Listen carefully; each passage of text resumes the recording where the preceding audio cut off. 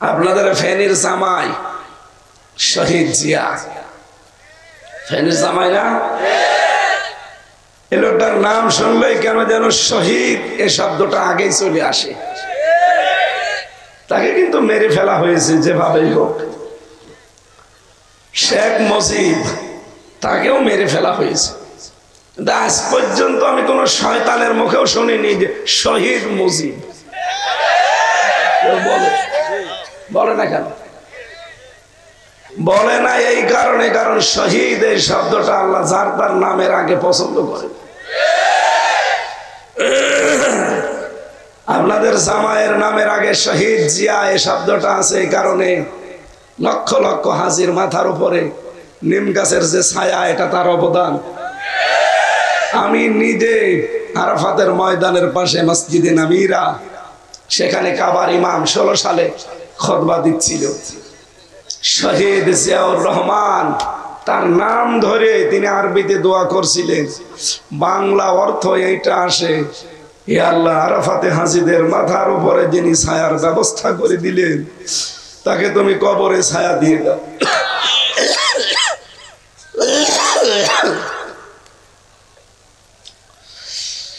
এই জন্য শহীদ এই শব্দটা একজনের নাম আসলেই চলে আসে। তাকেও মেরে ফেলা হয়েছে, আর একজন তাকেও মেরে ফেলা হয়েছে, কেউ শহীদ বলে না। আরো অনেকে বলেছে ওইভাবে মারা ঠিক হয়নি, অন্তত 10-15 টুকরো করলে ভালো হতো। ওইভাবে আসলে একবারে গুলি করে মেরে ফেলা, টুকরা টুকরা যদি করতো তাহলে অন্তত মারা হয়েছে এটা বোঝা যেত। এই জন্য শহীদ ওনার নামের আগে আমরা কেউ বলি না, কেউ বলেও না। আমরা বলি তো না, কেউ বলেও না। কেন? কারণ শহীদ শব্দটা পছন্দ করেন কে? যদিও এই 15.5 বছরে অনেকের নামের আগে আমরা শহীদ দেখেছি। টাকা ভাগাভাগি করতে গিয়ে মরে গেছে 7-8 টাকা শহীদ। এইদিকে নিয়ে আসেন তো, এদিকে নিয়ে আসেন।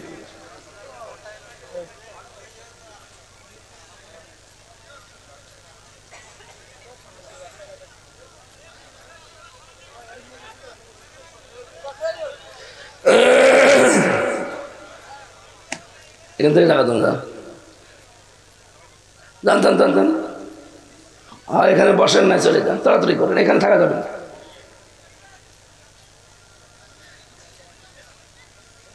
ক্লাস আকারে 1 ঘন্টা কথা বলবো, ক্লাস নেব একটা। আজকের আলোচনা ঘর কি?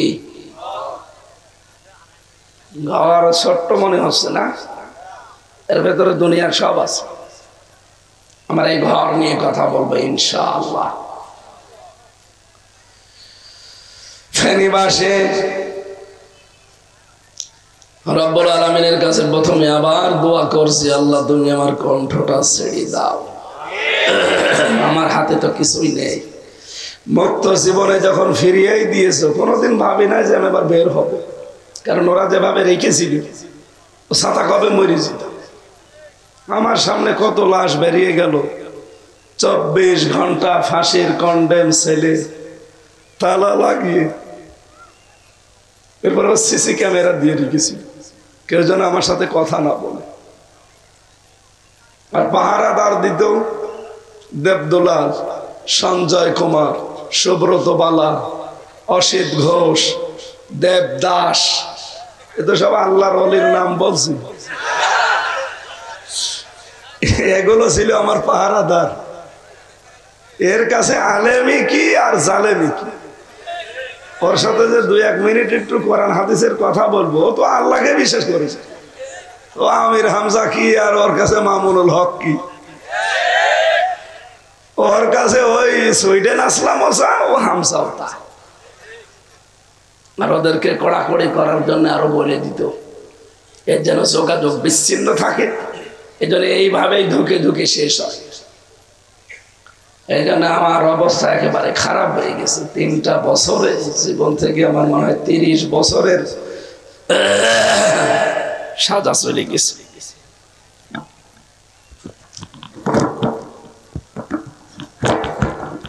রিভাব দেন, হ্যাঁ রিভাব দেন, ঠিক আছে, এটা ঠিক আছে, ঠিক আছে, আওয়াজ বাড়িয়ে রিভাব দেবেন যেন গলায় চাপ না লাগে। শহীদ এই শব্দটা বলছিলাম এই কারণে, বারবার পড়া কোরআন শরীফের ভেতরে রব্বুল আলামিন কোন মানুষ যেন শহীদের ব্যাপারে মুখ দিয়ে কোনো কথা না বলে যে শহীদ ও মরে গেছে, না, এটা যেন কেউ বলতে না পারে। এজন্য মুখের উপরে আল্লাহ নোটিশ দিয়েছেন, ওয়ালা তাকুলু লিমান ইউকতালু ফি সাবিলিল্লাহি আমওয়াত বাল আহয়াউ ওয়ালাকিন লা তাশউরুন। বলেন আল্লাহু আকবার। সূরা বাকারা 154 নম্বর আয়াতে আল্লাহ জানিয়েছেন, যারা শহীদ হয়ে যায় এদেরকে তোমরা বলবা না যে মরে গেছে, না, এরা জীবিত, কিন্তু তোমরা টের পাও না। কে বলছে? মুখ দিয়ে মানুষ যেহেতু কথা বলতে পারে, এজন্য মুখের ওপরে আল্লাহ আইন দিয়েছেন যে বলা যাবে না। মুখের পরে মানুষ যেহেতু ধারণা করতে পারে অন্তরে, কোথায় বলেন বলেন, অন্তরে যেন ধারণাও কেউ না করে যে শহীদ যারা ওরা মরে গেছে, না। আলা তাহসাবান্নাল্লাযীনা কুতিলু ফি সাবিলিল্লাহি আমওয়াতা বাল আহয়াউন ইনদা রাব্বিহিম ইরসাকুন। বলেন আল্লাহু আকবার। সূরা আলে ইমরান 169 নম্বর আয়াতে আল্লাহ জানিয়েছেন,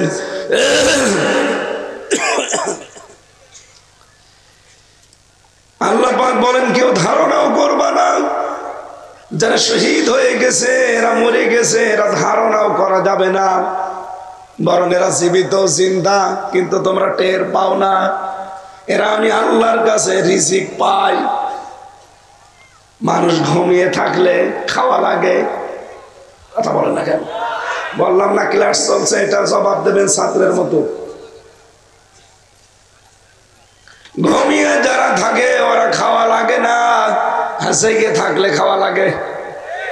তার মানে শহীদ যারা ওরা ঘুমিয়ে যায় না, ওরা জেগে আছে, জেগে থাকলে খাওয়া লাগে। বলেন, খেলে রক্ত তৈরি হয়, কি তৈরি হয়? খাবার খেলে মানুষের শরীরের ভেতরে 5টা জিনিস তৈরি হয়। খাবারের নির্যাস দিয়ে তৈরি হয় পিত্তরস, যেটা দিয়ে খাবার হজম হয়। 2 নম্বরে তৈরি হয় বীর্য, যেটা দিয়ে শরীর সুঠাম থাকে। 3 নম্বরে খাবার দিয়ে তৈরি হয় রক্ত। 5.5 কেজি থেকে 6 কেজি রক্ত আমাদের শরীরে, মাথা থেকে পা পর্যন্ত দ্রুত গতিতে চলাফেরা করছে। 4 নম্বরে তৈরি হয় মল। 5 নম্বরে তৈরি হয় প্রস্রাব, যেটা কিডনিকে সেকে শরীরের জানগুলো বের করে দেয়। বিজ্ঞান প্রমাণ করেছে একবার যদি কেউ প্রস্রাব, এটা আল্লাহ যেভাবে স্বাভাবিক নিয়মে আমাদের প্রস্রাব বের করে দেয়, এটা যদি বন্ধ হয়ে যেত, আপনি যদি হাসপাতালে গিয়ে একবার প্রস্রাব বের করার চেষ্টা চালান, আপনি খবর নিয়ে দেখবেন কমপক্ষে 12,000 টাকা খরচ হবে একবার প্রস্রাব করতে। যাদের প্রস্রাব বন্ধ হয়ে যায়, 2-3 বার 4 বার 5 বার করে 24 ঘন্টায় প্রস্রাব করা লাগে। কি 5 বারণ 60, শুধু 60,000 টাকার প্রতিদিন প্রস্রাবের খরচ দেওয়া লাগতো। প্রত্যেক দিন আমরা 16 কেজি করে অক্সিজেন নেয় একটা সুস্থ মানুষ। কত কেজি? আপনি হাসপাতালে খবর নেবেন, 1 কেজি অক্সিজেনের দাম কমপক্ষে 66,000 টাকা। আপনি টের পাচ্ছেন? কত লক্ষ লক্ষ টাকা খরচ খরচ করে বেঁচে থাকা লাগতো একদিন, আমার আল্লাহ বিনা টাকা এগুলো আমাদেরকে ফ্রি দিয়ে দিয়েছেন। কোন দিন জিবরাইল এসে বাড়ির দরজায় বলে না যে এটা পোশাবের টাকা প্রতিদিন 60,000, এটা সূর্যের আলোর টাকা। এ বিল যদি ধরিয়ে দিত কাগজ, আমার মনে হয় অনেকেই জিবরাইলের নাক মুখ সমান করে ফেলত।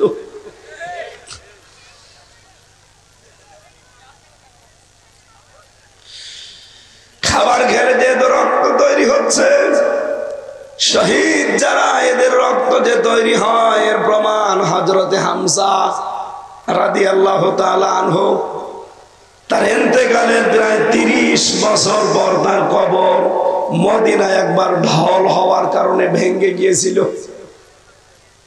উহুদের ময়দানে ওই সময় যারা যুদ্ধ করেছে অনেকে তো বেঁচে আছে আজও, রক্ত অনুসন্ধান করে দেখে 30 বছর আগে মুহাম্মদুর রাসূলুল্লাহ সাল্লাল্লাহু আলাইহি ওয়াসাল্লামের চাচা হযরতে হামজা উহুদের ময়দানে যে শহীদ হয়েছিলেন, যেই কয় জায়গায় কাফেররা তরবারি দিয়ে আঘাত করেছিল ওই জায়গাগুলো দিয়ে এখনো তাজা রক্ত ফিনকি দিয়ে বের হয়ে আসছে।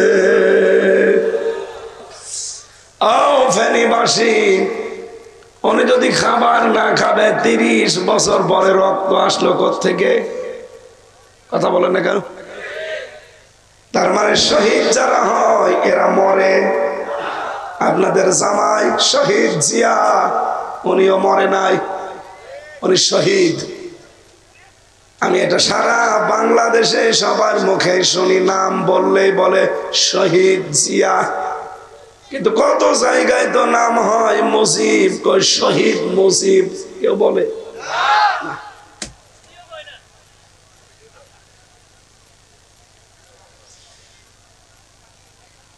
এখানে জেলার জামাই যেহেতু, তার জন্য একটু দোয়া করা দরকার। আপনাদের জামাই না, দোয়া করছে আল্লাহ যেন তাকে মাফ করে দেয়। তার স্ত্রী যেহেতু এখন বিধবা, আপনাদের মেয়ে বেগম খালেদা জিয়া অসুস্থ হয়ে লন্ডনে আছে, কানাডায়।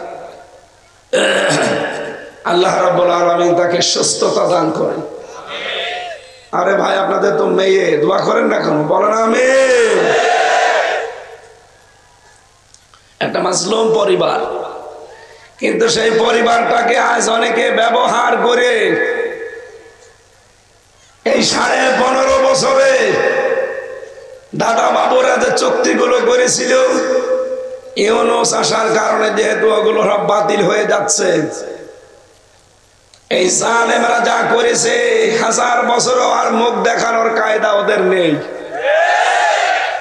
এই জন্য দাদা বাবুরা সাথে মাতাল হলো, তাহলে ঠিক আছে, দেখছে যে ওদের দিয়ে তো আর হবে না।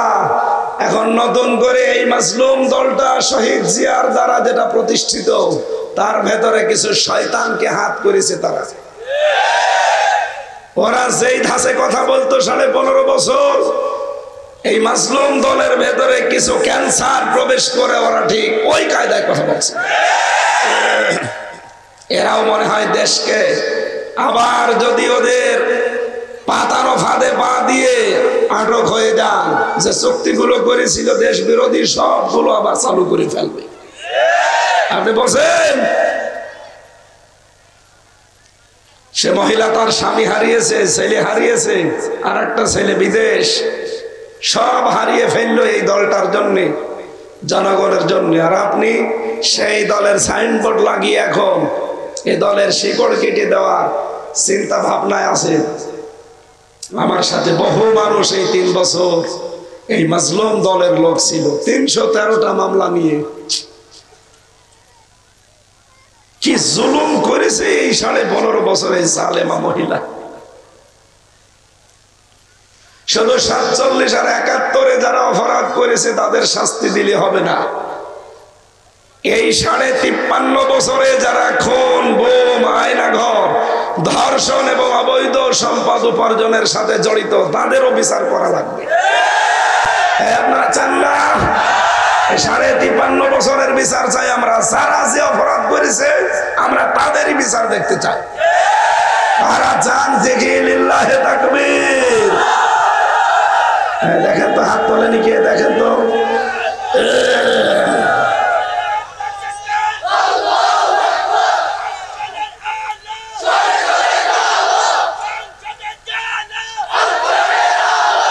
আলহামদুলিল্লাহ।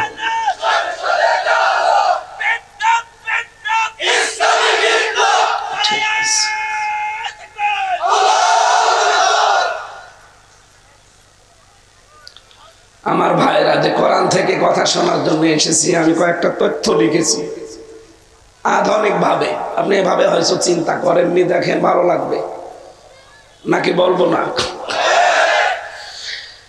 যে কোরআন শুনতে এসেছি আমরা, এই কোরআনের প্রথম সূরার নাম ফাতিহা। নাকি ফাতিহা বাদ দিয়ে দেবেন? সূরা ফাতিহার ভেতরে 29টা যে অক্ষর দিয়ে আমরা কোরআন পড়ি, এর ভেতরে 7টা অক্ষর আপনি পাবেন না। কয়টা? মনীষী যারা, জ্ঞানী যারা, তারা চিন্তা ভাবনা করে তথ্যগুলো বের করেছেন। এই 7টা অক্ষর আল্লাহ সূরা ফাতিহায় দেয়নি কেন? ভালোভাবে খেয়াল করবেন। কিচ্ছু লাগবে, ভালো করে শোনেন কি বলছে, এটা আপনারও দরকার। সূরা ফাতিহায় আপনি প্রথমে দেখবেন সা অক্ষরটা নেই। কোন অক্ষর? আলিফ বা তা সা, এই 4 নাম্বারটা। সা নেই কেন? গবেষক যারা চিন্তা করেছেন, সা শব্দ দিয়ে একটা অক্ষর দিয়ে, হরফ দিয়ে একটা শব্দ তৈরি করা যায়, তার নাম সাবুর। সাবার, সাবর মানে ধ্বংস। সাবর মানে কি? সূরা ফাতিহায় যেহেতু 7টা আয়াত আছে, কোন মানুষ যদি এই 7টা আয়াত দুনিয়ার জীবনে আমল করতে পারে, কোন দিন আমার আল্লাহ তাকে ধ্বংস করে দেবে না। এরপরে দ্বিতীয় নম্বরে আপনি পাবেন জিম। কি বললাম? জিম মানে জাহান্নাম।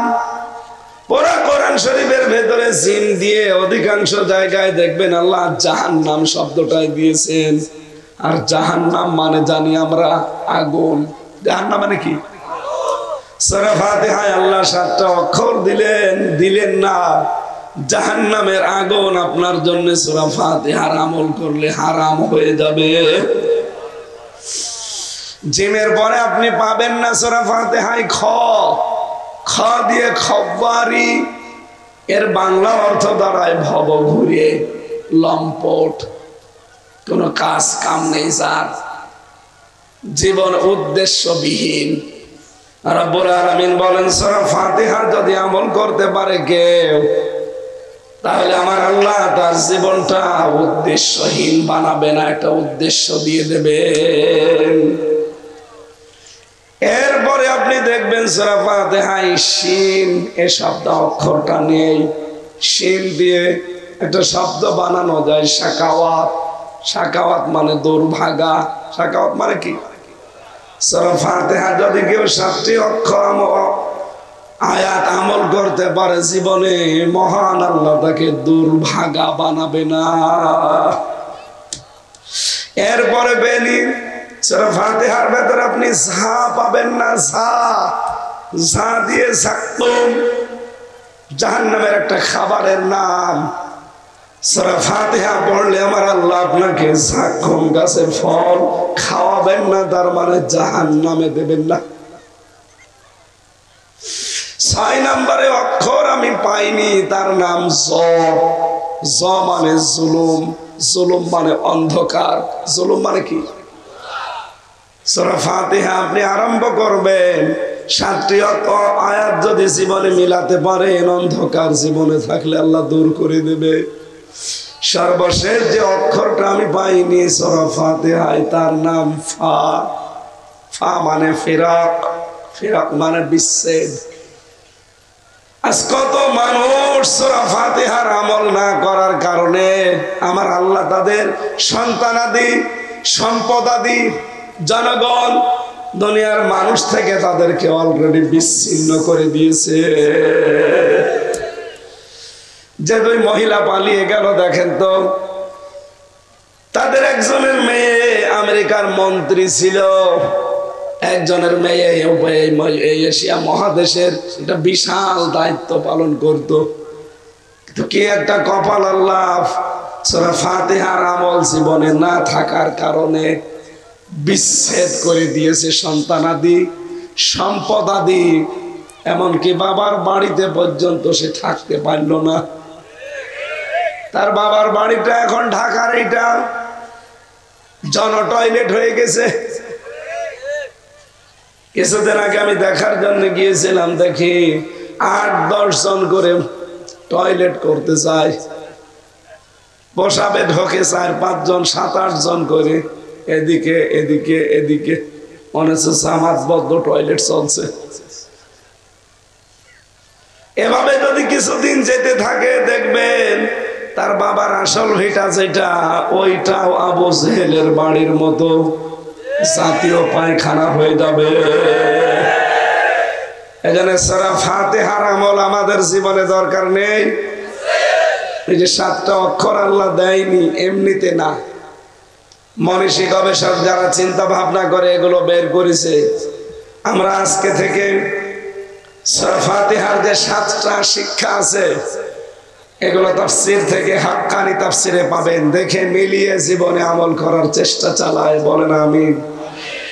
আমি কোরআনে কারিমের 10 নাম্বার সূরা, সূরা ইউনূস, 11টা রুকু আছে, 109টা আয়াত আছে, মক্কায় নাজিল হয়েছে। মাত্র একটা আয়াত পড়েছি, ক্রমিক নাম্বার 25। কত?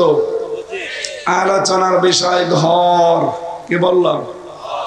এবার আসেন আমার আল্লাহ কি বলেন সেই দিকে যাই। ভাঙ্গা ভাঙ্গা কণ্ঠে বোঝা যাচ্ছে কথা? কথা যাচ্ছে? আল্লাহ রাব্বুল আলামিন বলেন, আল্লাহু ইয়াদউ ইলা দারিস সালাম। আল্লাহ তিনি তোমাদেরকে ডাক দেন, ইলা মানে দিকে, দার মানে ঘর, সালাম মানে শান্তি। আল্লাহ তোমাদেরকে ডাকেন শান্তির ঘরের দিকে, সালামের ঘরের দিকে। এখানে সালাম নামে কেউ আছেন? নেই? সালাম নামে কেউ আছেন? হাত তোলেন তো। আপনার বাড়িতে আমাদের এখন দাওয়াত, চলেন সবাই মিলে যাই। আল্লাহ বলেন আমি সালামের বাড়ির দিকে ডাকি। এবার আসেন আমরা ব্যাখ্যায় যাচ্ছি। রব্বুল আলামিন বলেন এই পৃথিবীতে যে ঘরের সিস্টেম মানুষ বোঝে, দুনিয়ায় যত ঘর আপনি দেখবেন, ঘর বানাতে হলে প্রথমে পিলার লাগে, খুঁটি লাগে। কি কথা বলেন না কেন? ঘর বানাতে পিলার লাগবে না? খুঁটি লাগবে না? খুঁটি দিয়ে হয়ে যাবে ঘর। এর ছাদ দেওয়া লাগবে বা চাল দেওয়া লাগবে। আমরা গ্রামাঞ্চলের মানুষ দেখি, মানুষ চাল দেয়, এদিকে একটা এদিকে একটা এদিকে একটা, 4 চালা। ঘর বানাতে হলে চাল লাগে কয়টা? 4টা। শুধু ঘরে খুঁটি আর চাল দিলেই ঘর হয়? কে লাগবে গুরুত্বপূর্ণ? দরজা। বলেন তো কি? দরজা ঘরের একটাই থাকলে ভালো হয় না? মানে আর একটা কি চুরি করার জন্য? একটা ঘরের একটা দরজায় থাকা দরকার। কিন্তু একটা ঘরের জ্বালানা 3-4টা দিলে অসুবিধা নেই। আপনি জ্বালানাটা দেওয়ার সময় যদি এই নিয়তে দেন যে আমি এখান থেকে মসজিদের আজান শুনে সেজদা দিতে যাব, এই জ্বালানাটা যতদিন টিকে থাকবে সাদগায়ে জারিয়ার সওয়াব পাবেন।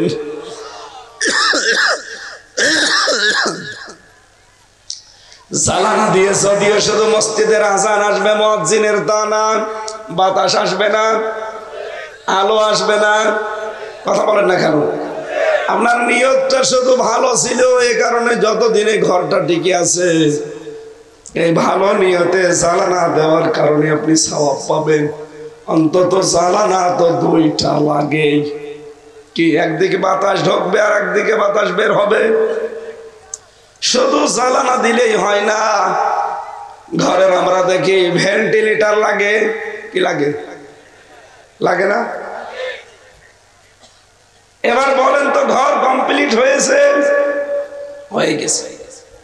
খুঁটি দিয়েছি, চাল দিয়েছি, এ ঘরের 4টা দেওয়াল লাগিয়ে দিয়েছি, এর 2টা জ্বালানা দিয়েছি, ভেন্টিলেটর দিয়েছি 2টা, এবং দরজা দিয়েছি 1টা। এবার আমরা তাফসীরের কায়দায় কথা বলছি, আপনি মিলিয়ে দেখবেন। আল্লাহ রাব্বুল আলামিন আমাদেরকে যে ঘরের কথা জানালেন, যে তোদেরকে আমি ঘরের দিকে ডাকছি, আল্লাহর ঘর আমি কোরআন থেকে এবার শোনাই। শব্দটা আল্লাহ দিয়েছেন দারিস সালাম, সালামের ঘর। কোরআনে আছে সিন জবর দিয়ে পড়লে হয় সালমন, সালমন মানে শান্তি, আর সিনের নিচে জের দিলে হয় সিলমন, সিলমন মানে ইসলাম। সিলমন মানে আল্লাহকে এখানে ইসলামের দিকে ডেকেছেন না ঘরের দিকে, শান্তির ঘরের দিকে। আল্লাহ পাক বলেন, খুঁটি হিসাবে যদি আপনি ঘর তৈরি করতে চান, শান্তির ঘর, তাহলে এই খুঁটি হিসাবে প্রথমেই দেওয়া লাগবে আপনাকে নামাজের খুঁটি। কিসের? 2 নম্বরে যাকাতের খুঁটি দেওয়া লাগবে, 3 নম্বরে রোজার খুঁটি দেওয়া লাগবে, রমজান, 4 নম্বরের খুঁটির নাম হচ্ছে হজ। এই 4টা খুঁটি দিয়ে যদি আপনি ঘরটাকে দাঁড় করাতে পারেন, খুঁটি দিলেই হবে না, এবার দেওয়াল দেওয়া লাগবে। কি দেওয়া লাগবে? দেওয়াল বা বেড়া দেওয়া লাগবে। এই ঘরটা যেন নিরাপদে বসবাস করা যায়। দেওয়াল না দিলে আপনি বাস করতে পারবেন না, কোন দামি জিনিস সেখানে আটক করে রাখলে থাকবে না। এই জন্য দেওয়ালগুলো মজবুত, শক্ত। 1 নম্বরের দেওয়ালের নাম পেয়েছি আমি পরিবার নীতির দেওয়াল, 2 নম্বরের দেওয়ালের নাম পেয়েছি অর্থনীতির দেওয়াল, 3 নম্বরের দেওয়ালের নাম পেয়েছি সাংস্কৃতিক দেওয়াল, 4 নম্বরের দেওয়ালের নাম আমি বলতে পারলাম না, কারণ এটা অনেকে বিশ্বাস করে না। 4 নাম্বারটা কি বাদ দিয়ে দেব? আপনি এবার রাগ করবেন না তো? ফেনী জেলা তো আমার ভয় লাগে। যারা আজ বাংলাদেশে বলেন যে কোরআনের সাথে রাজনীতির সম্পর্ক নেই, আমার এই ছোট মাথার ভেতরে কোরআনে 918 জায়গায় পেয়েছি কোরআন দিয়ে রাজনীতি করা লাগবে। আপনি কথা বললেন কি করে? আপনাকে তওবা করা লাগবে। যদি এই মানুষগুলো তওবা না করে, এদের ঈমান নেই, এরা মারা গেলে জানা জানে, এরকম মানুষের কবরও দেওয়ার দরকার নেই। আর বুঝে শুনে যদি কেউ এরকম মানুষের পেছনে সাপোর্ট দেয়, সেও বেঈমান। নিয়ে আসেন, কোন বাবা নিয়ে আসবেন ভুল ধরার জন্য, নিয়ে আসেন। আমার ছোট মাথায় যদি আমি 918 জায়গায় পাই, ও বড় বড় মাথা যাদের, ওরা তো আরো বেশি পাবে। এইখানে 4 নাম্বার দেওয়ালের নাম পেয়েছি আমি রাজনীতির দেওয়াল লাগবে। ঘরকে যদি আপনি সঠিকভাবে মেরামত করতে চান, এগুলো তো সব আমি বানাচ্ছি না, তাফসীরের নাম বলছি, বাড়িতে যে মিলিয়ে দেখবেন। এবার আমি ঘরের জন্য দিয়েছিলাম, শুধু খুঁটি আর বেড়া দিলে হচ্ছে না, চাল লাগবে না। এক কথা বলে না কেন? গুরুত্বপূর্ণ, চাল দেওয়াই লাগবে, ছাদ দেওয়াই লাগবে, কারণ বৃষ্টির পানি যেন ভেতরে না আসে, সূর্যের আলো যেন সরাসরি না আসে। রব্বুল আলামিন বলেন, এর প্রথম চাল যেটা, তার নাম হবে ঈমান, 2 নম্বরের চালের নাম সৎকর্ম, 3 নম্বর চালের নাম যুদ্ধনীতি, 4 নম্বর চালের নাম সমাজনীতি। শুধু চাল দিলেই ঘর হচ্ছে না প্রথম, এবার দরজা লাগবে। যে দরজা আমার আল্লাহ সেট করে দিয়েছেন এই ঘরের জন্য, ওই দরজাটা দিয়ে আপনাকে প্রবেশ করা লাগবে। নাম হচ্ছে লা ইলাহা ইল্লাল্লাহু মুহাম্মাদুর রাসূলুল্লাহ। এবার আপনার ভেন্টিলেটর দরকার আছে না নেই? আরো জোরে বলেন। জালানা লাগে, ভেন্টিলেটর লাগে। জালানা দুইটার নাম আমি পেয়েছি, একটা মুআমালাত আর একটা মুআশারাত। ভেন্টিলেটর লাগবে, সেই কয়টা পারেন দেবেন না। একদিক থেকে আলো ঢুকবে, আর এক দিক থেকে বের হবে। তার দেবেন, আর একদিকে তার বের করবেন। ডিশের তার অথবা যে ওয়াইফাই এর তার লাগবে না এগুলো। আপনি ওয়াইফাই নেবেন, 500, 600, 1000 টাকা মাসে বিল দেওয়া লাগে। যদি এগুলো আপনি ইসলাম প্রচারে কাজে লাগান, জ্ঞান অর্জনে কাজে লাগান, 1000 টাকা আল্লাহ রাস্তায় দান করলে যে সওয়াব হয় ওই সওয়াব পাবেন। আর ওয়াইফাই নিয়ে যদি শুধু শাবনূরের আর পরিমণের ছবি দেখেন, 1000 টাকা জাহান্নামের আগুনের জন্য যথেষ্ট হবে। কথা বলেন না কেন? ওয়াইফাই এরকম ব্যবহার উল্টা পাল্টা করে এরকম মানুষ নেই। এবার আমরা তাফসিরে যাই। বলেন তো, প্রথমে আল্লাহ আমাদের যে খুঁটি দিয়েছিলাম, এই খুঁটির নাম আমি বলেছি নামাজ। বলেন তো নাম কি? নামাজ যে খুঁটির নাম দিলাম, এটা এমনিতেই দেয়নি। নবীজি বলেন লা সালাতা লিমান লা, যে লোকটার কাছে নামাজ নেই তার কাছে ঈমান নেই। আজ বাংলাদেশে বহু দরবার থেকে আমরা দেখি নামাজের কোনো বালাই নেই, শুধু বানানো জিকির করে।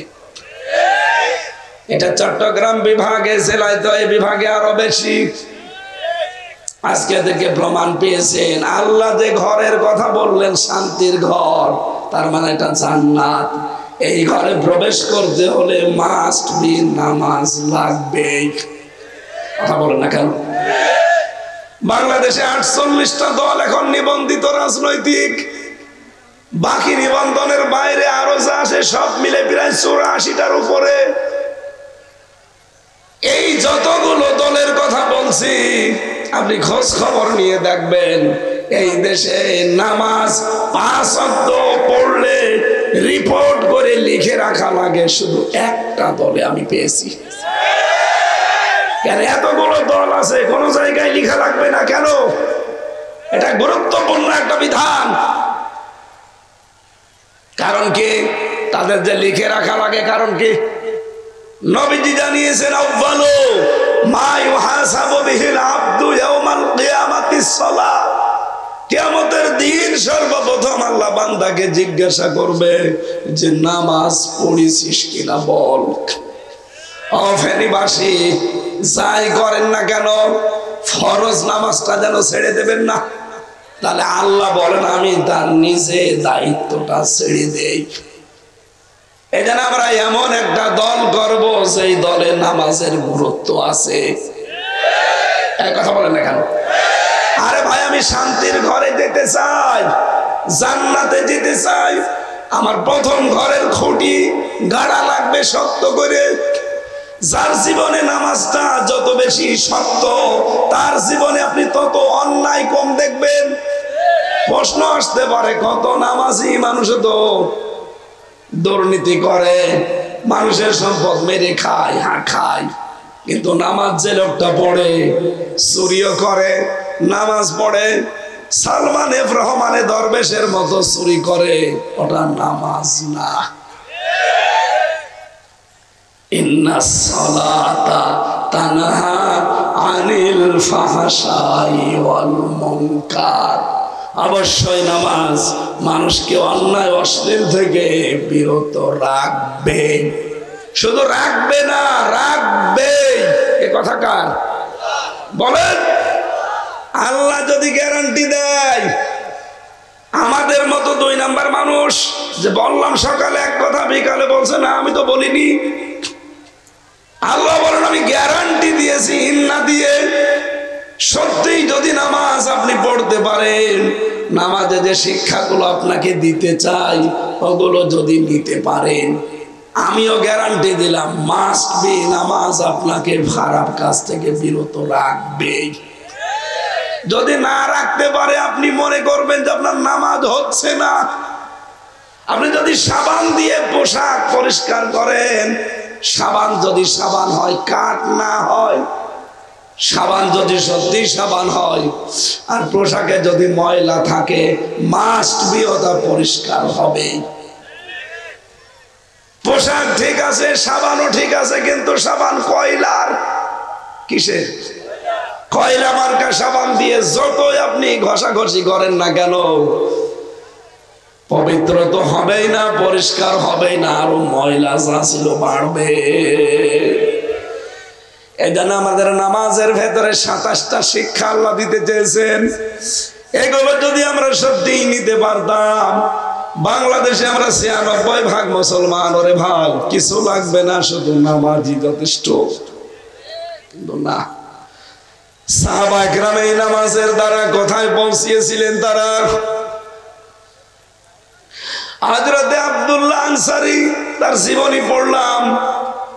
তিনি নবীজির মুখে শুনেছিলেন যে জামাতের সহিত নামাজ পড়লে 27 গুণ সওয়াব বেশি হয়। বাড়ি থেকে তিনি চলে গেলেন মসজিদে। নামাজ পড়ার পরে হযরতে ওমর দেখে নামাজে আসে সবার শেষে, আবার চলে যায় সালাম ফিরানো হয়ে গেলে। নবীজির কাছে একদিন নালিশ দিয়ে বলে, হে রাসূল, আপনার এই আব্দুল্লাহ আনসারী এই সাহাবীটা মুনাফিক হয়ে গেছে।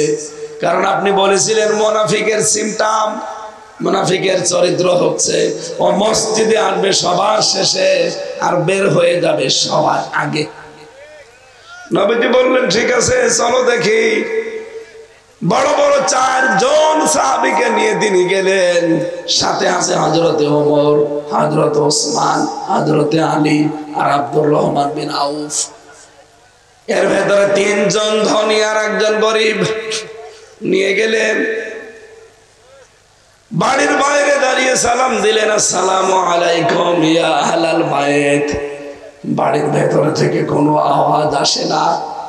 3 বার সালাম দেওয়ার পরে হযরতে আব্দুল্লাহ বের হয়ে আসলেন কাঁপতে কাঁপতে, একটা পোশাক পরিধান করে। জিজ্ঞাসা করলেন, তুমি এত দেরি করলে কেন? তুমি তো জানো আমি নবী যদি নারাজ হয়ে যায় আল্লাহ নারাজ হয়ে যাবে। সাহাবী বলেন, হে রাসূল, কেন আমার দেরি হয়েছে এবার শোনেন। আমরা স্বামী স্ত্রী নামাজ আদায় করি, নামাজ পড়ার মতো পোশাক একটাই আছে, অন্যান্য পোশাক আছে সেগুলো দিয়ে নামাজ পড়ার মতো না। কারণ নামাজ পড়তে হলে কি ঢাকা লাগে? সতর। বলেন বলেন, সতর ঢেকে নামাজ পড়ার মতো পোশাক ওই একটাই। বাকি পোশাকগুলো দিয়ে নামাজ পড়া যায় না।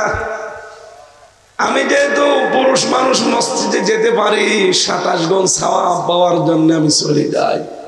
নামাজ শেষ করে চিন্তা করি আমার উপরে নামাজ ফরজ না, আমার বর উপরেও ফরজ।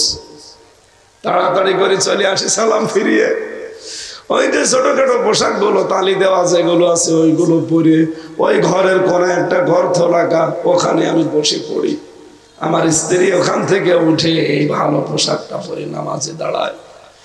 আপনি যখন আজকে এসেছিলেন আমি 3 বার ডাক শুনেছি, কিন্তু আমার বেবি নামাজে ছিল, আল্লাহর সাথে সে কথোপকথন করছে।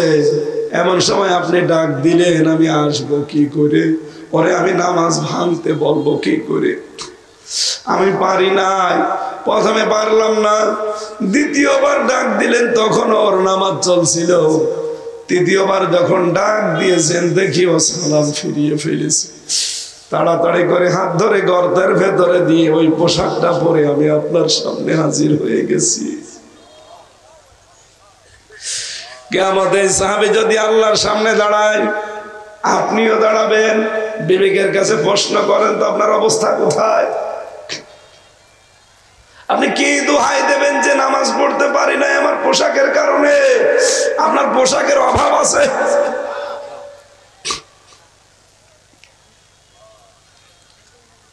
নবীজি উকি মেরে দেখলেন উঠানের উপরে একটা ছেলে শিকল দিয়ে বাঁধা।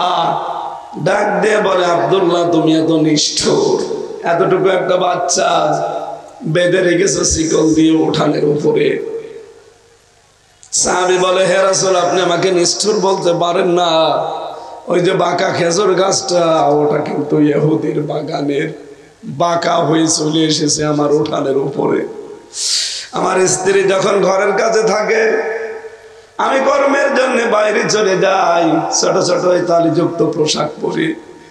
আমার ওই ছোট বাচ্চাটা ইহুদির বাগানের পাকা পাকা খেজুর যদি আমার উঠানে পড়ে, ও যদি খেয়ে ফেলে, আপনার মুখে আমি শুনেছি লা ইয়াদখুলুল জান্নাতা জাসাদুন গুজিয়া বিল হারাম, ওই শরীরটা জান্নাতে যাচ্ছে না, যাবে না যে শরীরের রক্ত মাংস গোশত হারাম দিয়ে লালিত পালিত।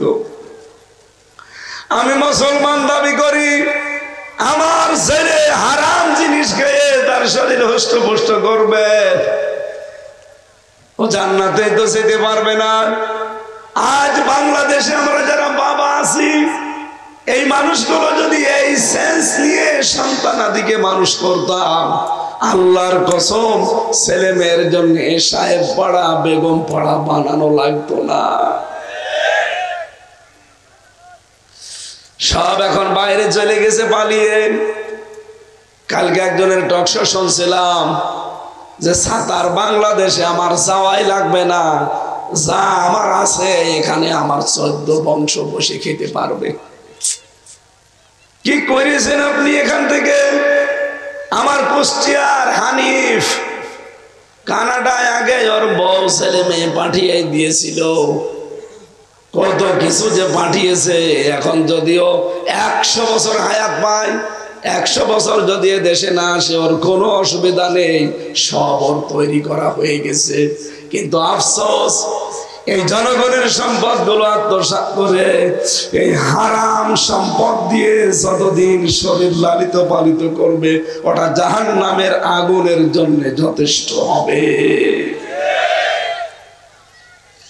মেয়েরা যারা এসেছেন, আপনার স্বামী যদি অবৈধ কোনো কাজ করে আপনি জানেন, আজকেই তাকে বলবেন, দেখো তুমি অবৈধভাবে ইনকাম করে যদি বাড়ি আসো, এই টাকা পয়সা দিয়ে হয়তো আমি রান্না করে তোমাকে খাওয়ালাম, তৃপ্তি সহকারে 2 জন খেয়ে যদি সন্তানাদি পেটে আসে, তাহলে ওই জন্মগত ভাবে ওই সন্তানটা হবে হারামখোর।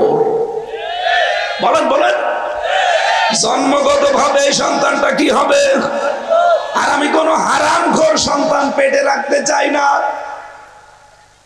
ও যদি জন্মই হারামখোর হয়ে আসে, বড় হলে তো বড় হারামখোর হবে। একটা সন্তান পেটে নিয়ে দুনিয়ায় মুখ দেখাতে মায়ের 57 ইউনিট কষ্ট সহ্য করা লাগে।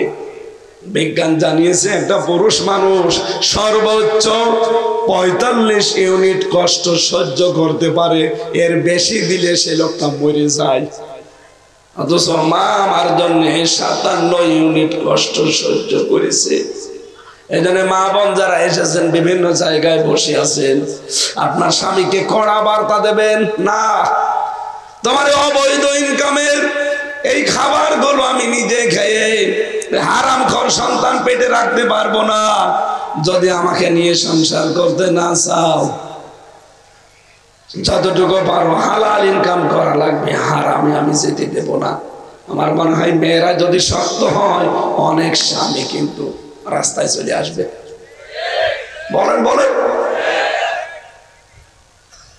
সাহাবী বলেন, হে রাসূল আমি মুসলমান দাবি করি, আর আমার সন্তান মানুষের জিনিস না বলে খেয়ে ফেলবে, আমি হতে দেব না।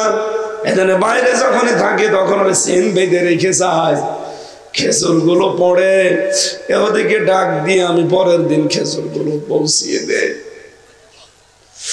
বাংলাদেশে নামাজটা যদি থাকতো, রাষ্ট্রীয় ভাবে অন্তত নামাজটা যদি কায়েম হয়ে যেত, আর এরকম মানুষ আমরা যদি তৈরি হতে পারতাম, এদিককার টাকা জীবনেও এদিকে যেত না। কথা বলেন না কেন? কিচ্ছু লাগতো না, শুধু এই খুঁটিটাই আপনাকে শান্তির নিবাস তৈরি করে দিত। কিন্তু আমরা পারছি না।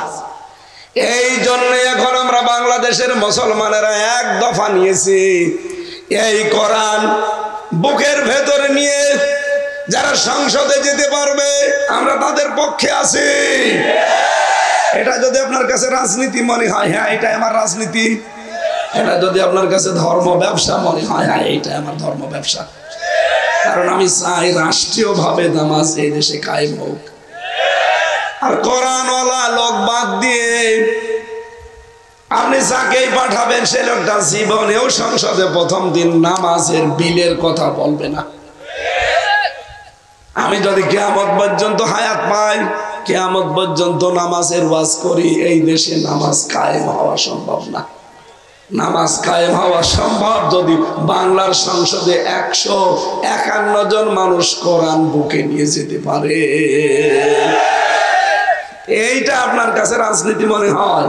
আর আপনি কোরআন বাদ দিয়ে চলে যে এই দরবেশের মতো 32-36 হাজার কোটি টাকা মারিং কাটিং করবেন, ওইটা রাজনীতি না, ওইটা তো বড় দুর্নীতি।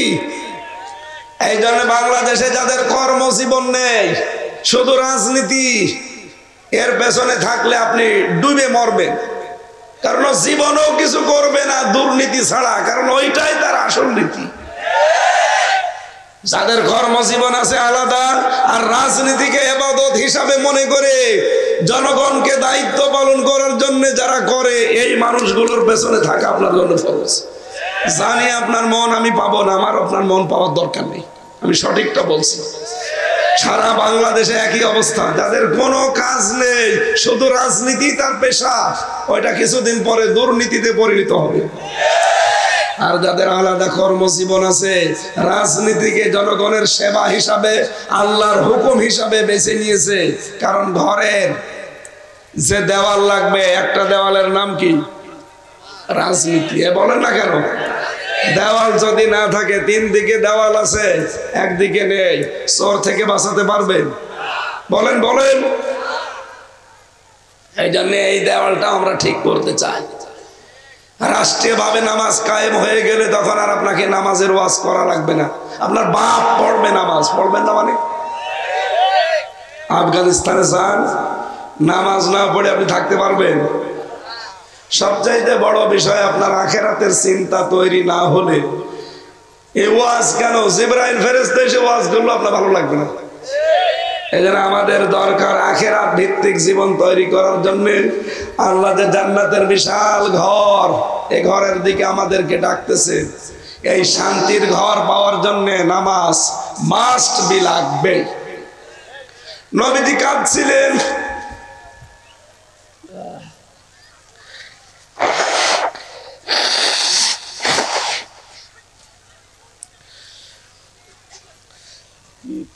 আমার শরীর চাপ উঠে করি না। হযরত ওসমান ডাক দিয়ে বলেন, হে নবী, আপনার চোখের পানি।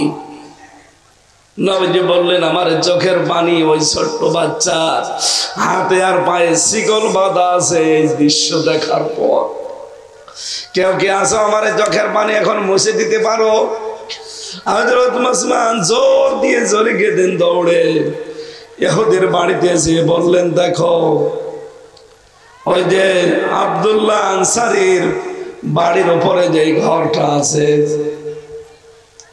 এই বাঁকা খেজুর গাছের বিনিময়ে আমি তোমাকে কি দিতে পারি তুমি বলো?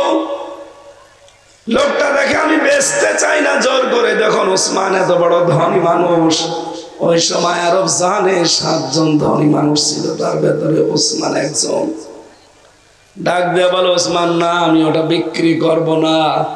হযরত ওসমান বলে, তুমি আজকে এই একটা খেজুর গাছের বিনিময়ে যা চাবে আমি তাই দিয়ে দেব।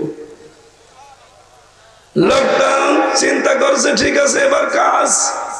বলে, ওসমান আমি রাজি আছি বিক্রি করতে, ওই একটা খেজুর গাছ দিয়ে দেব, বিনিময়ে পুরো একটা বাগান তোমার অমুক জায়গায় আছে, ওটা পুরাটা লিখিয়ে দেওয়া লাগবে। তাড়াতাড়ি নিয়ে আসেন দলিল। খেজুরের পাতা নিয়ে এসেছে, লিখে দিয়েছে ওই খেজুর গাছের বিনিময়ে আমার একটা বাগান আমি লিখে দিলাম। ইহুদি হাতে পেয়ে তো আনন্দে আছে, হাজরাতে ওসমানও একটা কপি পেয়ে আনন্দে আছে। ইহুদি আবার জিজ্ঞাসা করছে, ওসমান এতক্ষণ তোমার চোখের ভেতরে আমি পানি দেখেছিলাম, হঠাৎ একটা আনন্দের ছাপ তোমার চেহারার ভেতরে অন্যরকম একটা ছাপ দেখতে পাচ্ছি, কারণ কি? হযরত ওসমান বলে, দেখো তোমার ওই বাঁকা খেজুর গাছের সাথে আমার নবীর চোখের পানি লেগে আছে। আমি নবীকে এখনো দাঁড় করিয়ে রেখেছি ওখানে।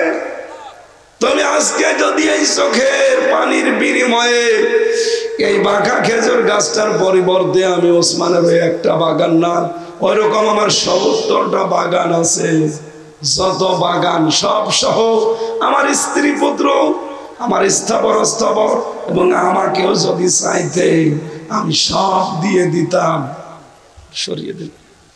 তারপরও আজকে ওই গাছটা আমার লাগতো, ওই কারণ ওর সাথে আমার নবীর চোখের পানি লেগে আছে। তোমার সাথে কথা বলে আমি সময় নষ্ট করতে চাই না। চলে গেলেন নবীজির কাছে।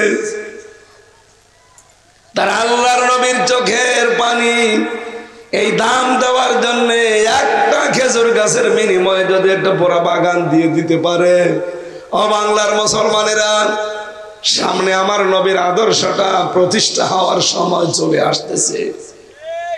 কথা বলে না কেন? বিশ্ব নবী এই পৃথিবীতে 10টা বছর তিনি রাষ্ট্র চালিয়েছিলেন কোরআন দিয়ে।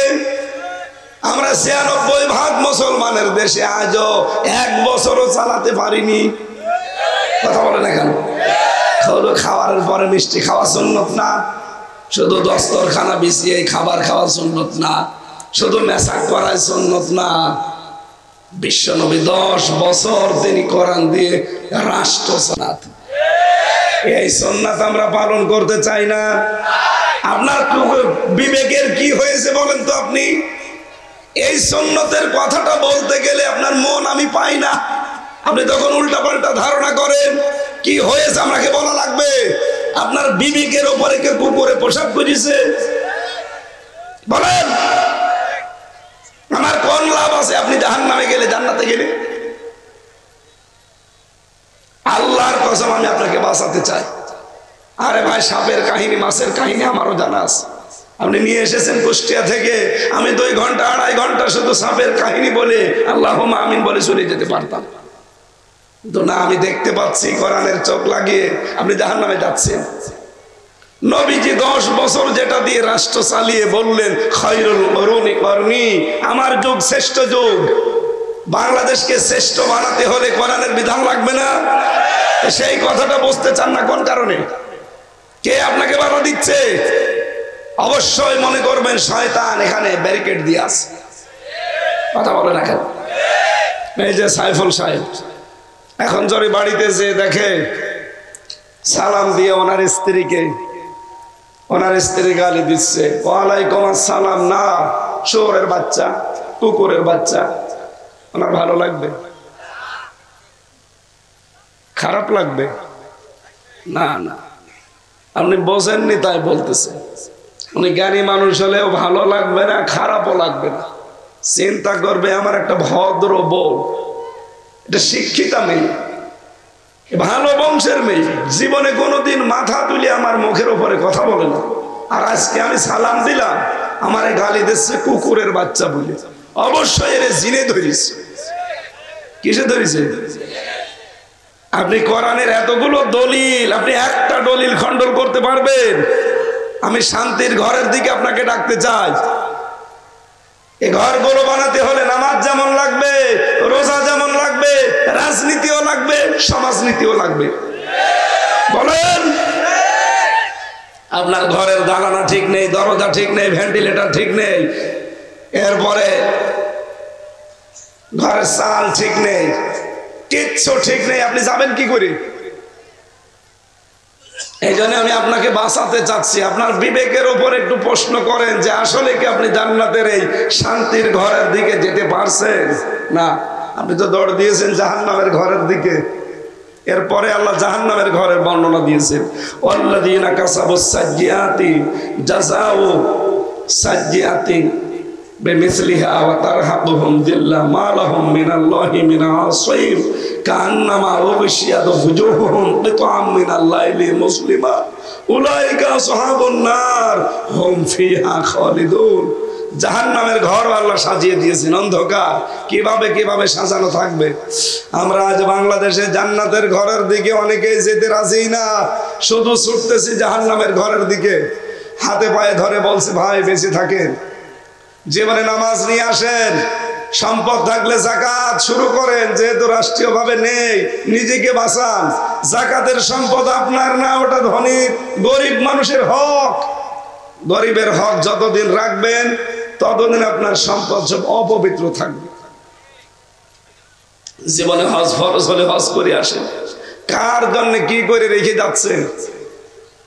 কেউ কারো না, কেউ কারো না, এইটাই বাস্তব। এখন চোখ বন্ধ হোক, আপনার যত শখের স্ত্রী যদি যেই খাটে থাকে, এই স্ত্রীকে বলা হয় এই খাটের নিচে তাকে মাটি দেওয়া হবে, এমন কোন স্ত্রী বাংলাদেশে নেই যে রাজি হবে। কথা বলেন, এই বিবেকে একটু নাড়া দেয় না যে আমি কার জন্য কি করব? আমি আমার ইমান থেকে বলছি, আমার নিজের বাবার নাম রিয়াজ আলী, তার বাবার নাম জাহান আলী, তার বাবার নাম নমাজ আলী, এরপরে আমি আর চিনি না। হ্যাঁ, সত্যি কথা বলছি, আমি চিনি না। এখন যদি নমাজ আলীর বাবা কে ছিল যেহেতু জানি না, এই লোকটা যদি এখন কুষ্টিয়া এসে বলে যে এই 2 তলা বাড়ি আমার, এই ভিটা আমি কিনেছিলাম, আমি এখানে থাকতে চাই, ওর দাঁত মুখ রাখবো না খুলে ফেলবো?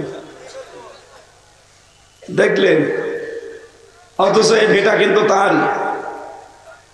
এই 2 তলা বাড়িও সেই বানিয়েছিল। মাত্র 61 বছর আগে লোকটা মরে গেছে। তারে আমি আমার বাড়িতে আজ ঢুকতে দিতে রাজি না। এ হচ্ছে দুনিয়া। আমাদের আসল ঘর যেটা পড়ে আছে, যেখান থেকে এসেছিলাম, ওই ঘরে আবার ফেরত যাওয়া লাগবে। আল্লাহ রাব্বুল আলামিন ওই ঘরে ফেরত যাওয়ার জন্য আয়াতের শেষে দিয়েছেন ওয়াহদি, না যাকে তাকে এখানে আমি যেতে দেব না, পথ দেখাবো না। ওয়াহদি, তিনি পথ দেখান, মাইয়াশা, যাকে ইচ্ছা, ইলা সিরাতিল মুস্তাকিম, এই সহজ সরল পথটা। পৃথিবীতে যত বাঁকা পথ আছে সব শয়তানের তৈরি করা। একটা সহজ সরল পথ আছে, সেটা কার বানানো? যেটা প্রতিদিন নামাজে আমরা কমপক্ষে 17 বার করে চাই, ইহদিনাস সিরাতাল, হে আল্লাহ আমাকে সহজ সরল পথে চালাও। আল্লাহ রাব্বুল আলামিন এই পথের বর্ণনা দিয়ে একটা নিয়ামতের কথা জানিয়েছে, লিল্লাযিনা আহসানুল হুসনা ওয়া জিয়াদা, তাদের জন্য সর্বোত্তম ঘর এবং তার চাইতেও বেশি। এই যে জিয়াদাতুন, এই যে তায়ের উপরে 2টা সুকুন আছে, ওয়ালা ইয়ারহাকু ফুজুহাহুম কাতারু ওয়ালা দিল্লাহ, এই মানুষগুলো কোনদিন প্রতীত হবে না। তার হাকুহুম ওয়া জিল্লাহ, কাতারা শব্দের শাব্দিক অর্থ হচ্ছে আল কাতরা। আল কাতরা কি সাদা হয় না কালো হয়? আল্লাহ বলেন ওদের মুখমণ্ডল কোনোদিন কালো হবে না, আর লাঞ্ছনা গঞ্জনা তাদের চেহারার উপরে কোনোদিন আর আসবে না। আমি আল্লাহ যাকে সত্যি পথের দিশা দিয়ে দেব, এই সহজ সরল পথের দিকে যারা চলতে পারবে, ওরা ইকা আসহাবুল জান্নাহ হুম ফিহা খালিদুন, এরাই আমার জান্নাতের অধিবাসী, চিরকাল সেখানে থাকবে, কোনদিন আল্লাহ তাদেরকে বের করবে না। আজকে আমরা যে জান্নাতের শান্তির ঘরের দিকে আহ্বান জানাচ্ছি, আমার কণ্ঠ আর শরীর সাপোর্ট একটাও করছি না, এ জোর দিয়ে আর কথা বলতে পারছি না, কষ্ট হয়ে যাচ্ছে। আজকের মতো আমি ক্ষমা চেয়ে নিচ্ছি। আমার 8টা বই লেখা ছিল জেলখানায় বসে বসে, তার ভেতরে 3টা পাবলিশড হয়েছে।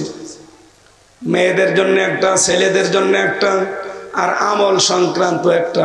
কোন কাজ করলে কোন জান্নাতে যাবেন, কোন কাজ করলে কোন জাহান্নামে যাবেন, এগুলো গাড়ি থেকে পারলে আপনারা নিয়ে যান, যে পড়বেন। আল্লাহুম্মা আমিন। লা ইলাহা ইল্লা আনতা সুবহানাক ইন্নী কুনতু মিনাজ জালিমিন। রব্বুল আলামিন ফেনী জেলার পরশুরাম মির্জানগর তোমার বান্দারা কোরআনে কারিমের আয়োজনে যারা আঞ্জাম দিয়েছে, যুব সমাজ আর প্রবাসী আর 8-9 দিন হয়ে গেল আমার শরীরটা অসুস্থ। শেফা দেওয়ার মালিক তুমি আল্লাহ, বারবার বলছি আমার শেফায়ে কামেলা জেলে দাও।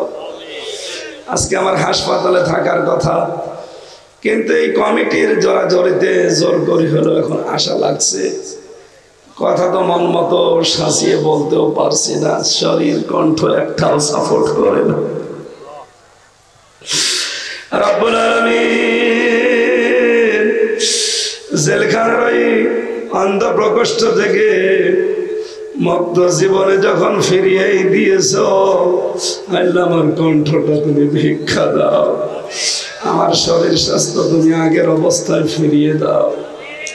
প্রবাস থেকে তোমার বান্দা বান্দিরা টাকা পাঠায়, এলাকার যুবকরা মিলে এই মাহফিলটা সাজিয়েছে। তুমি জান্নাতের দিকে, সালামের ঘরের দিকে ডাক দিয়েছ। এই ঘর তৈরি করার জন্য যে খুঁটি লাগবে, ছাদ লাগবে, সামিয়ানা লাগবে, দরজা, জানালা, ভেন্টিলেটর লাগবে, আমরা কিছুটা হলেও টাচ পেয়েছি। এইভাবে করে আমাদের জীবনটা সাজানোর তৌফিক দাও। মা বোনদেরকে তুমি খাদিজার মতো বানিয়ে দাও। কবরে যারা আছে কবরগুলো জান্নাতুল ফেরদাউস তৈরি করে দাও। আগামীর দেশটা আল্লাহ তোমার রঙে রঙিন করে দাও। আমরা চর্ম চোখে দেখতে চাই 56,000 বর্গ মাইল তোমার কালাম দিয়ে চলছে। আল্লাহ তোমার যে বান্দা নিয়ে এসেছে সাইফুল ভাইকে কবুল করে নাও। যত যুবক স্বেচ্ছাসেবকের দায়িত্বে আছে, যেই মা তাদেরকে পেটে নিয়েছে, মায়ের পেট খাদিজার মতো বানিয়ে দাও। যারা হালাল রোজের জন্য পরদেশে আছে, এই প্রবাস জীবনে তাদের বরকত দাও। সই সালামতে আবার মায়ের সন্তান মায়ের করে ফিরিয়ে দাও। আগামীতে এই মাহফিলটা আরো বড় করে কবুল করে নিও। আমার শরীরটা তুমি, আমি আবার বলছি, তুমি সুস্থ করে দাও। আলহামদুলিল্লাহি রাব্বিল আলামিন, লা ইলাহা ইল্লাল্লাহু মুহাম্মাদুর রাসূলুল্লাহ। আসসালামু আলাইকুম। গাড়িতে আছে হয়তো।